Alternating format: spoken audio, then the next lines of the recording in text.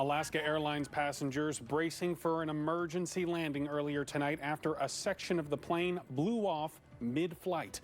Good evening and thank you so much for joining us at 11. I'm Barry Mangold. The airline says the 177 passengers and crew on Flight 1282, which was originally headed to Ontario, California, are now safely back in Portland as the investigation continues. K2's Jesse Satin has the latest.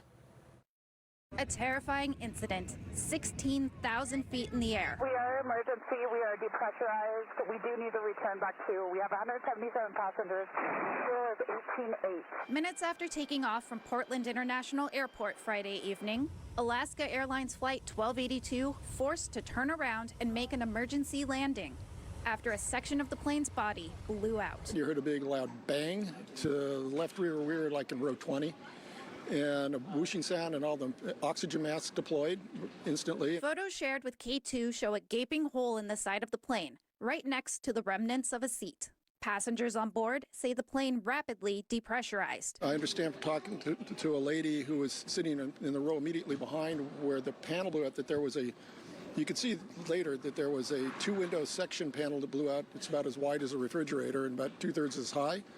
And she said there was, I guess, a boy and his mother were sitting in that row, and his shirt was sucked off him and out of the plane, and his mother was holding on to him. Roughly 20 minutes after taking off, the plane safely touched down back at PDX. According to the FAA registry, the plane, a Boeing 737 MAX 9, was certified for use only 2 months ago, in November. The most important part of that scenario is to get your oxygen mask on. Captain David Patton is a retired Southwest Airlines pilot. He says if this had happened at a higher altitude where there is less oxygen, the situation could have gone differently. At 16,000 feet, it's considerably different than 37,000, 39,000 feet. It can be an explosive decompression where you'd lose a piece, possibly lose a piece of the aircraft at that high altitude.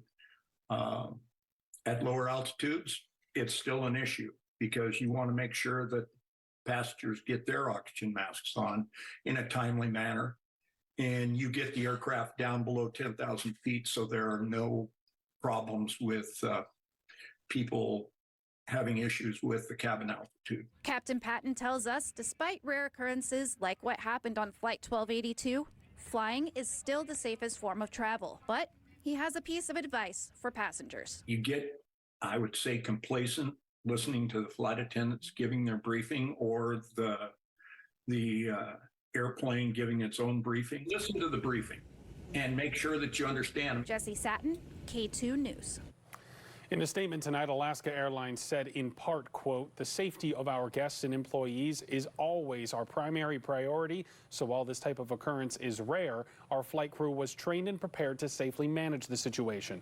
The airline added that they are now investigating and will release more information as soon as it becomes available. And Boeing, the manufacturer of the plane, said on Twitter tonight that they are in contact with the airline and a Boeing technical team stands ready to support the investigation.